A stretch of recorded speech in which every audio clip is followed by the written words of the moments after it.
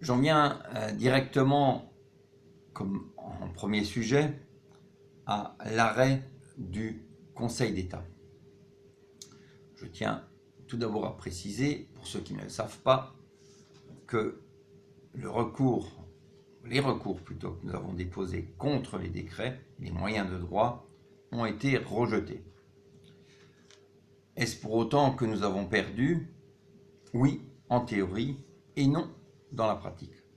Pourquoi non? Il y a une chose que nous avons clairement démontrée, ou qui a été démontrée, c'est que le Conseil d'État est le Conseil de l'État. Et l'avocate qui a plaidé, qui est spécialiste auprès du Conseil d'État, nous avait dit qu'il sera très très difficile d'obtenir gain de cause s'agissant de la contestation de décrets pris par le gouvernement auprès du Conseil d'État, puisque, bien entendu, je le répète, comme son nom l'indique, c'est le Conseil de l'État. Comment cela se passe-t-il? Tout simplement, bien dans les délais requis, vous déposez un recours, vous expliquez les raisons de votre recours, on vous répond, et vous le savez, nous avions introduit dans les recours des questions auprès du Conseil constitutionnel. Là aussi, on nous a expliqué que dans un intérêt général, il est tout à fait possible qu'une catégorie de personnes en France puisse être traitée d'une façon inéquitable.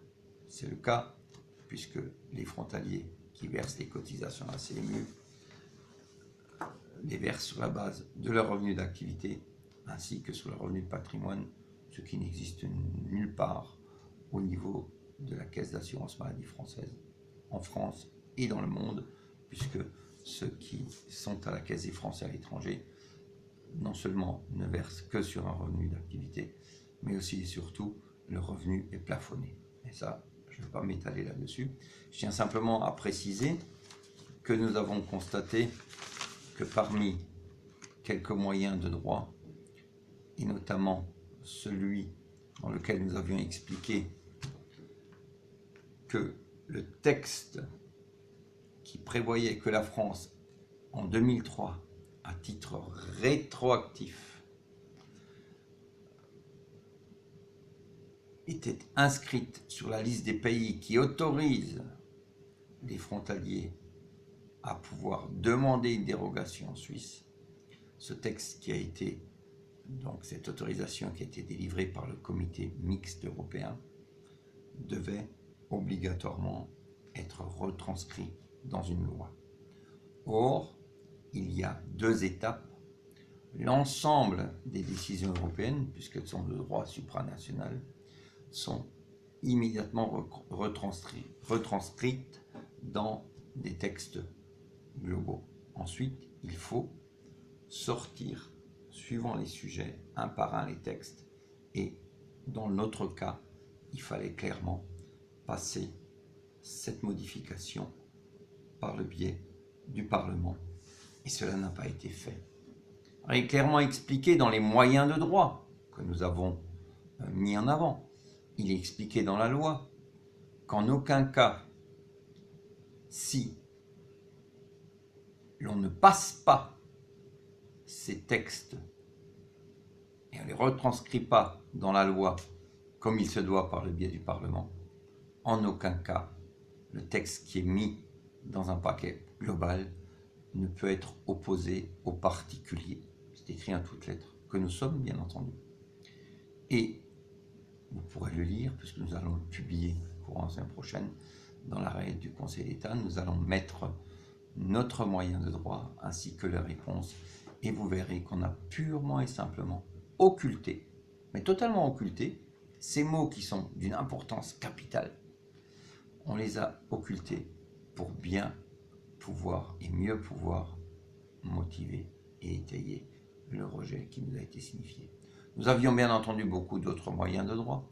Je ne m'étalerai pas là-dessus puisque nous allons publier, pour ceux que ça intéresse, et nous allons le mettre avec le Stabilo Vote, ceux qui auront le temps de le consulter, nous allons publier quelques comparatifs des conclusions du Conseil d'État qui sont donc dans l'arrêt, ainsi que les moyens de droit que nous avions déposés. Et je laisse à chacun le droit de comparer ce que nous écrivons et ce qui nous est opposé. Je tiens simplement à dire que nous ne nous arrêtons pas là.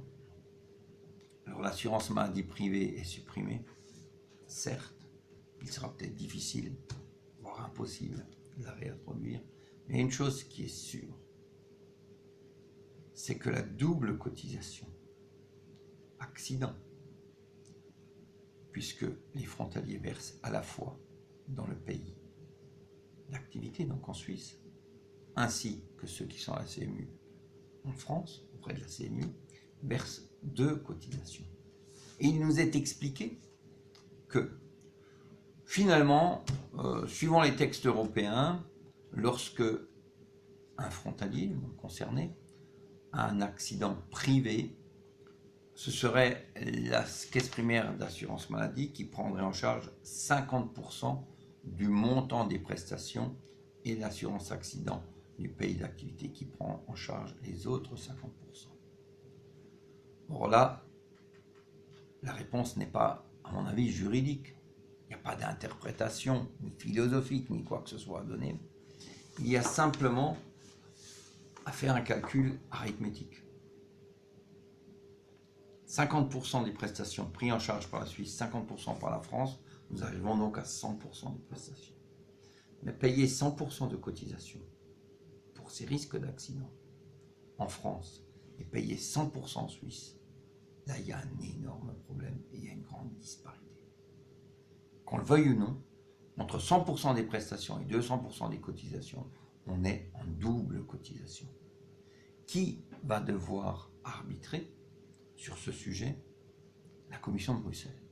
La Commission de Bruxelles en premier lieu, et nous allons aussi, et nous l'espérons, elle va déposer plainte auprès de la Cour européenne de justice si la France n'acceptait pas ou ne répondait pas comme il se doit à cette question.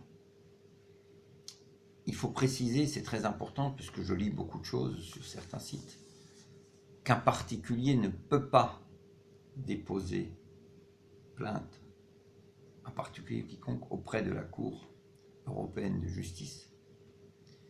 Il a 2 moyens, s'adresser à la Commission de Bruxelles, qui elle, après avoir demandé des explications au pays concerné, si le pays concerné ne répond pas comme la Commission le souhaite, elle peut soumettre à la Cour européenne de justice l'arbitrage de ce problème ou de cette question.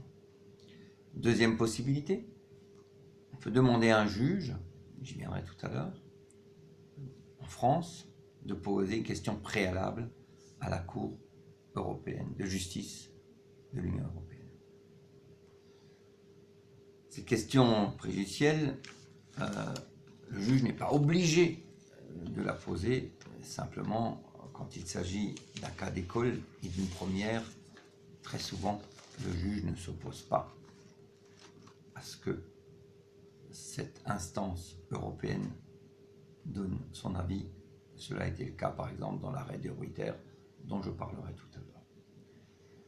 Il faut aussi noter qu'en aucun cas, et surtout pas, il faut faire une confusion entre la plainte que nous avons déposée auprès du Conseil d'État et les plaintes qui sont en cours concernant la double cotisation d'assurance maladie des frontaliers qui sont actuellement à la fois affiliés en Suisse et que la France refuse, au contraire oblige de s'affilier auprès de la CMU. Donc ça n'a aucun rapport, ça n'a rien à voir, et je le répète, si demain c'est à refaire, nous referions exactement la même chose.